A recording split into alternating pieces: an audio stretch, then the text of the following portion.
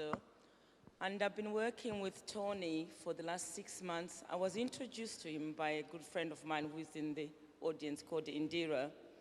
And I've been struggling with my right hand for the last 4 years. And she said, Nyasha, I don't know, why don't you try Tony?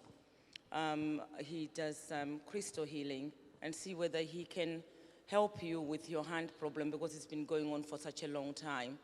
So I met Tony about 6 months ago, and we've been working really to get myself. So I see him very much as my healer, and it's quite interesting to meet Tony. I find him quite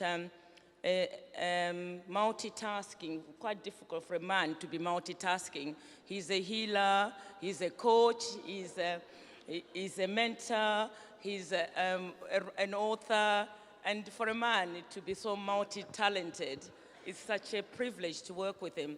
And from the work, I mean, he doesn't even know this.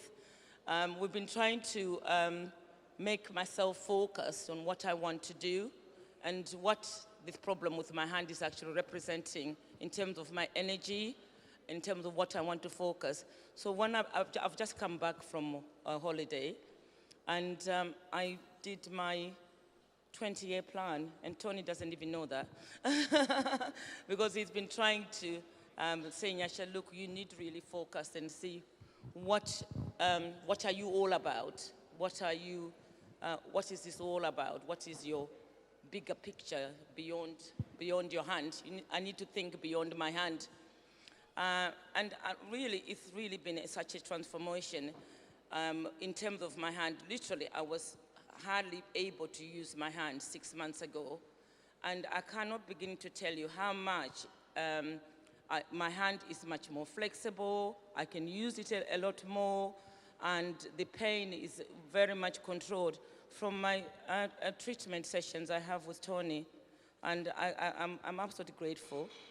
And the other thing he's been really taking away from Tony, from our weekly sessions, is about self-love and about the messages I was given as a child to always think of other people first and not to think of myself.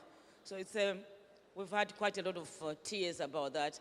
And the idea of that I have to put myself first as a person first before I think is so alien to me, because I'm always thinking of other people first.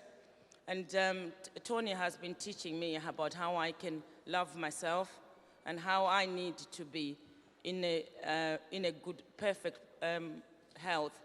And when I met Tony, my aim was to get better and to be good enough. And he said, Nyasha, no, you need to get perfect. You need to be perfect. So in life, he said, you've got to aim for the perfect health, not just for you to be better. You need to. So it's really been challenging me to think about, and I just couldn't think of, even imagine of a thought of me being in a perfect health. I just wanted to be better. And Tony has enabled me to think beyond just being good enough. And that kind of enabling and empowering myself to think myself beyond just being good enough is just wonderful, and I'm really grateful, Tony. Thank you.